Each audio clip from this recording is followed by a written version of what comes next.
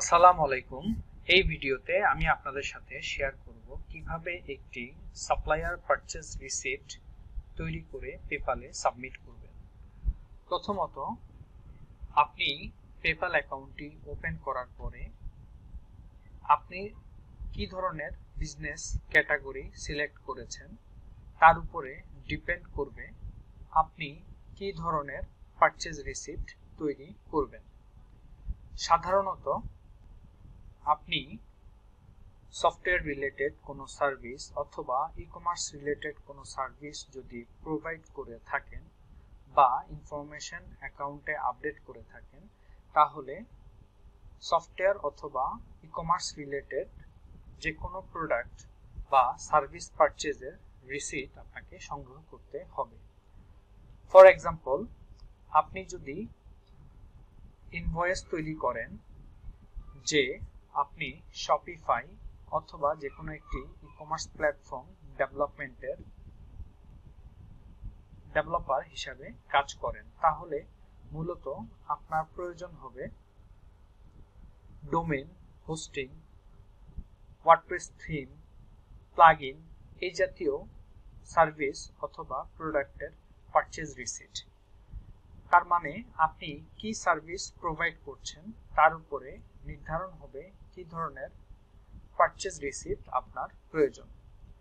যেহেতু আমরা maximum PayPal account ব্যবহারকারী ডিজিটাল সার্ভিস প্রোভাইড করে থাকি, সুতরাং এক্ষেত্রে আমাদের ডিজিটাল কন্টেন্ট অথবা ডিজিটাল প্রোডাক্টের রিসিপ্ট প্রয়োজন হয়। সাধারণত আপনি যদি ডোমেন বা হোস্টিং এর পারচেজ রিসিপ্ট সংগ্রহ করতে চান, তাহলে যে সমস্ত কোম্পানি ডোমেন বা হোস্টিং রিলেটেড সার্ভিস প্রোভাইড করে তাদের থেকে রিসিপ্ট কালেক্ট করতে পারেন, অথবা আপনি নিজেই একটি সাপ্লায়ার রিসিপ্ট তৈরি করে পেপ্যালে সাবমিট করতে পারেন। সাধারণত যে সমস্ত ব্যবহারকারীরা কোনো সার্ভিস পেপ্যাল অ্যাকাউন্ট থেকে ক্রয় না করেন তাদের জন্য এই ভিডিওতে শেয়ার করা হবে কিভাবে আপনি একটি সাপ্লায়ার রিসিপ্ট তৈরি করবেন। আমি ধরে নিলাম আপনার business category e-commerce related service, আপনি ই-কমার্স বেসড বিভিন্ন সার্ভিস দিয়ে থাকেন অথবা এই জাতীয় ইনফরমেশন আপনার পেপ্যাল অ্যাকাউন্টে আপনি আপডেট করেছেন। তাহলে একটি প্রফেশনাল ই-কমার্স ওয়েবসাইট অথবা প্রোডাক্ট এই জাতীয় সার্ভিসের ক্ষেত্রে ওয়ার্ডপ্রেসের থিম পারচেজ করা লাগতে পারে অথবা ডোমেন বা হোস্টিংও পারচেজ করা প্রয়োজন হয়। আমি ধরে নিলাম আমরা ই-কমার্স রিলেটেড সার্ভিস প্রোভাইড করি, তাই আমরা ওয়ার্ডপ্রেসের থিম পারচেজের একটি রিসিপ্ট তৈরি করব। ওয়ার্ডপ্রেসের থিম পারচেজ করার পূর্বে আমাদেরকে একটি কোম্পানির নেম কালেক্ট করতে হবে যাদের থেকে ওয়ার্ডপ্রেসের থিম পারচেজ করা যায়। তাহলে আমরা গুগলে সার্চ করি ওয়ার্ডপ্রেস থিম সেল করছে এরকম কিছু কোম্পানির নাম। আপনি যখন ওয়ার্ডপ্রেস থিম সেল দিয়ে সার্চ করবেন গুগলে, আপনি অনেক কোম্পানির নাম পাবেন যারা ওয়ার্ডপ্রেসের থিম সেল করে। এর ভিতরে আপনি সিলেক্ট করবেন এমন একটি নাম যে নামটি মূলত খুব বেশি পপুলার না। যেমন আমি এখান থেকে সার্চ করে একটি কোম্পানির ইনফরমেশন কালেক্ট করেছি, সেই কোম্পানির নাম হচ্ছে WP শপ এবং একটি বাংলাদেশি অ্যাড্রেস আমি এখানে টাইপ করেছি, একটি ফোন নাম্বার, একটি ইমেল অ্যাড্রেস। এই ইনফরমেশনের উপরে বেস করে আমি একটি ইনভয়েস তৈরি করতে যাচ্ছি। ইনভয়েস তৈরি করার পূর্বে কিছু জিনিস আপনাকে অবশ্যই খেয়াল রাখতে হবে।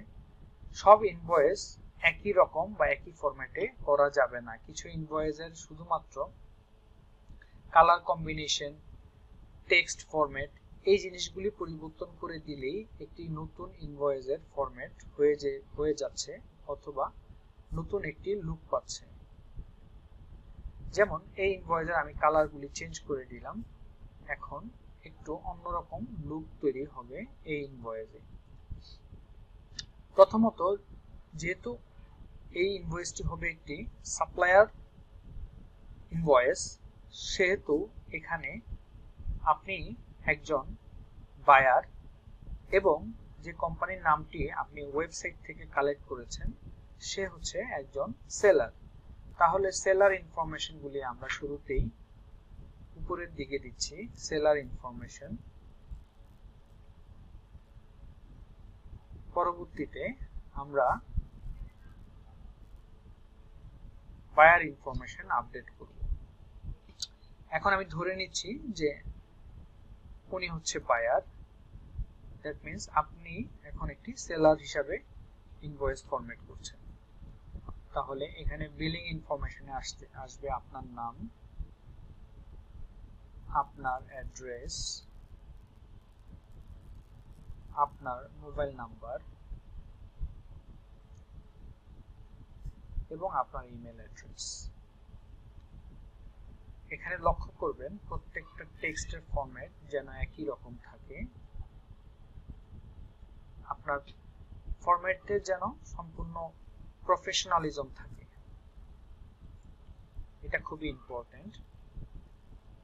সেম ইনফরমেশন আমরা শিপিং এও দিয়ে দিচ্ছি। এখন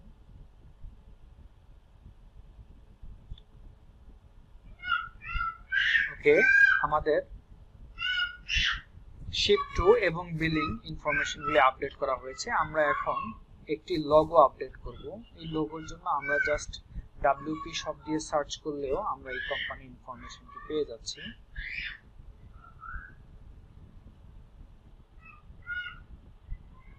আমরা তাদের এই লোগোটি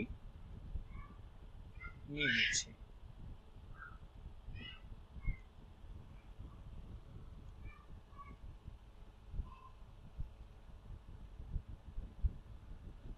স্ক্রিনশট দিয়ে আমরা তাদের লোগোটি নিয়ে নিচ্ছি। এখন এই লোগোটি এখানে আপডেট করে দিচ্ছি। খুবই সিম্পল। আপনি যদি ব্যাপারটাকে একটু সহজভাবে বোঝার চেষ্টা করেন, খুব সহজে আপনি এই ব্যাপারগুলি হ্যান্ডেল করতে পারবেন।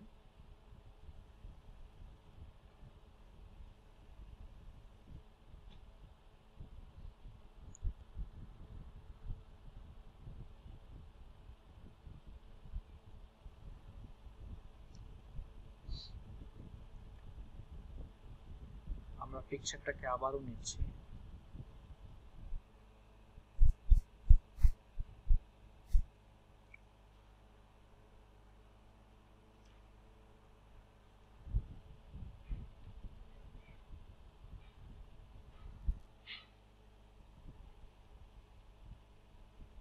আমরা এখানে এই পিকচারটিকে সুন্দর একটি ফরম্যাট করে দিচ্ছি। মোটামুটি একটা ফরম্যাট চলে এসেছে এর ভিতরে। এখন আমাকে আপডেট করতে হবে ডেসক্রিপশন। তাহলে যেহেতু আমি একজন ডিজিটাল সার্ভিস প্রোভাইডার, সেহেতু আমি এখানে আপডেট করব ডিজিটাল একটি প্রোডাক্ট। ডিজিটাল প্রোডাক্ট হিসাবে আমি থিম পারচেজ করছি, থিমের একটা ইনফরমেশন এখানে আপডেট করছি। দেখেন এখানে অনেক ধরনের থিমের ইনফরমেশন আছে। আপনি যে কোনো একটি থিম এখান থেকে পারচেজের জন্য ইনফরমেশন হিসেবে নিতে পারেন।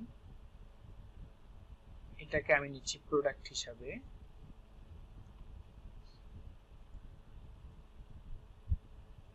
এখান থেকে যদি আরো কিছু ইনফরমেশন আপনার প্রয়োজন হয় আপনি নিতে পারেন।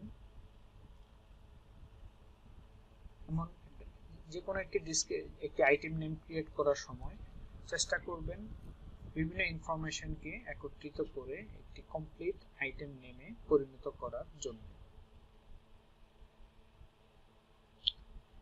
এখন আমি এটা প্রাইজিং, আপনি যে কোনো প্রাইজিং দিতে পারেন, কোনো সমস্যা নেই। এখানে আমি $50 এটা প্রাইজিং হচ্ছে এবং এখানে আমি ডিসকাউন্টে $10, তাহলে টোটাল প্রাইজিং $40। এখানে আমি কোনো ইনভয়েসের ইনফরমেশন দিব না। তাহলে এখন আমার এই ইনভয়েসটি ব্যাক ডেটের হবে। নরমালি যখনই পারচেজ ইনফরমেশন তৈরি করবেন তখন ব্যাক ডেটের করবেন 30 জুলাই। যে কোনো একটি ইনভয়েস নাম্বার আপনি এখানে অ্যাড করে দিতে পারেন।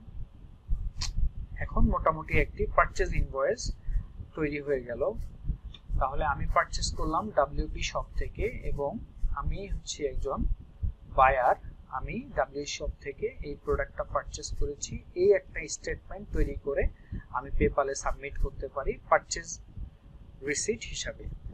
সবসময় খেয়াল রাখতে হবে পারচেজ রিসিট তৈরি করার ক্ষেত্রে রিভেন্টেড হইতে হবে আপনি কি সার্ভিস প্রোভাইড করেন অথবা আপনি কি ধরনের ইনভয়েস অ্যাজ এ সেলার হিসাবে পেপালে সাবমিট করেছেন। আপনার সাবমিট করা ইনফরমেশন এবং আপনার পারচেজ রিসিট এই দুইটা যেন রিভেন্টেড হয়। দ্যাট মিন্স আপনি যে প্রোডাক্টটা সার্ভিসে দিচ্ছেন সেই সেম ক্যাটাগরির সার্ভিস অথবা প্রোডাক্ট আপনি পারচেজ করছেন, এই জাতীয় ইনভয়েস যদি আপনি ক্রিয়েট করেন তাহলে আপনি খুব সহজেই লিমিটেশন থেকে সেফ থাকতে পারবেন।